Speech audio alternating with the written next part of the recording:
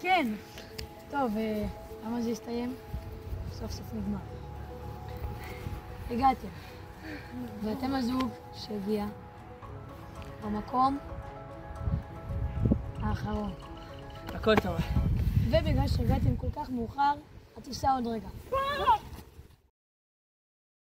במשימה הקרובה, הילדים יצטרכו להבין בספרים האלה איפה הסוגיה נמצאת, להבין אותה מההתחלה עד הסוף, להבין כמה כל ילדה תקבל וכמה ילד בסוף יקבל, להגיד את זה לשופט שלנו, ואז נדע אם יעברו למשימה הבאה.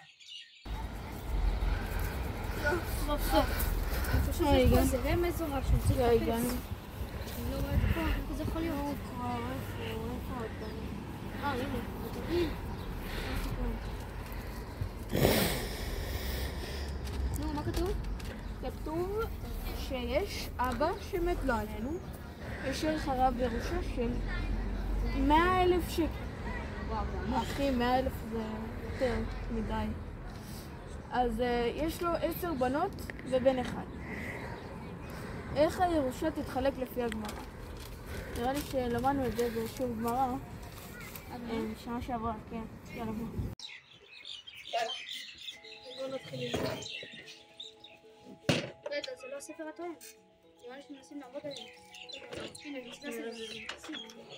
אוקיי, אז הגמרא מדברת במקרה שיש 10 בנות ובן אחד, וכל בת מקבלת 10. רגע, אבל זה בכלל לא הגיוני, הבן בסוף לא יקבל כלום. אז זהו שלא, הגמרא מצאה לזה פתרון. הבת מקבלת 10 ממה שנשאר לבן, אז ככה. הבת הראשונה מקבלת באמת 10, שזה 10 מ-100,000 זה 10,000. מה שנשאר לבן זה 90,000. הבת השנייה מקבלת 10 מ-90,000, שזה 9,000. מה שנשאר לבן זה 81,000, זה 81,000. הבת השלישית מקבלת 10 מ-81,000, שזה 8,100. מה שנשאר לבן זה 72,900. אז ככה זה ממשיך שהבת מקבלת 10 ממה שנשאר לבן, עד שבסוף הבת העשירית מקבלת 3,874.23405, ומה שנשאר לבן 34,868. הקרובה הם יצטרכו להבין מה זה ריבית דריבית ולהגיע אליי ואני לא זוכר מה דברים שלי. אני לא מתקרב אליי. יש, הסתכלנו, מוכן? 3, 4 גמרנו. אתם הזוג שהגיע במקום הראשון. במקום הראשון.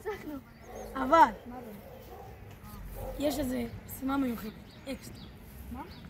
במסכת בבא מציעא, פרק הזה הוא נשך, עמוד ס"ז, מדובר על חבר שלווה או חבר או בן אדם, שילווה לחבר שלו 50,000 שקל. שהוא צריך להחזיר אותם למשך שנה שלמה. אבל הוא מלווה את זה בריבית דריבית של כל חודש. מה זה ריבית דריבית? זו כבר הבעיה שלכם. באמת, איך אנחנו אמורים להבין מה זה ריבית דריבית? וואלה אחי, אני באמת לא יודע. היי, אני רואה בן אדם חכם. בוא נשאל אותו. אחי, מה קורה? שלום. אתה יכול בבקשה להסביר לנו מה זה ריבית דריבית? ואתם צריכים לדעת מה זה ריבית דריבית. אני מאוד שמח. נעשים ככה, ריבית דריבית, נגיד בן אדם הלווה לחבר שלו 10,000 שקל. זה ריבית דריבית. שזה אומר שכל חודש הוא צריך להחזיר לו את הסכום כולל 3%, אם הוא לא יחזיר לו אותה. הבנתם? עד עכשיו? יפה. עכשיו נגיד אם הוא היה 10,000, הוא לא יחזיר לו אותה. צריך להחזיר לו פעם הבאה, צריך להחזיר לו כבר חודש 10,000 פלוס 3%, שזה 10,300.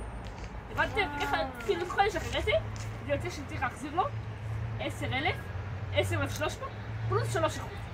שזה אומר 3% של 10,300, לא של 10,000. הבנתם? הבנתי. תודה רבה. אוקיי, אז האיש הנחמד הזה הסביר לנו... והחכם, בסדר. הסביר לנו במקרה שיש 10,000. אלא מה? פה אנחנו צריכים 100,000. אז אתה יודע איך אפשר לעשות את זה? די בטוח. יאללה. יש לי דרך, בוא נמצא את הסוגיה. טוב, אז אחרי 3 שעות של הבנה והשכלה, הגענו לתוצאה. הלווינו בהתחלה 100,000 שקל. עכשיו, 3% מזה זה 3,000. בחודש השני חייבים לנו כבר 103,000. בחודש השלישי מוסיפים עוד 3%. 3% מ-103,000, 3,090. מוסיפים את זה ביחד, בחודש השלישי הוא חייב לנו 106,090. בחודש הרביעי חייב לנו 106,090, ועוד 3%, שזה 3% מ-106,090, 3,182.70. מוסיפים את זה ביחד, בחודש הרביעי הוא כבר חייב לנו 109,272.70. אז ככה ממשיכים. ואחרי 12 חודשים הוא כבר חייב לנו 42,579.89.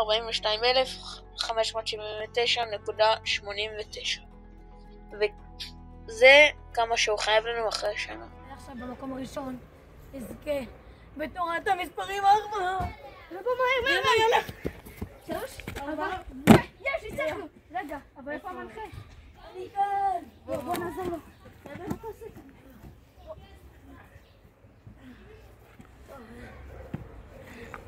אם אני לא טועה, נראה לי שהגעתם במקום הראשון.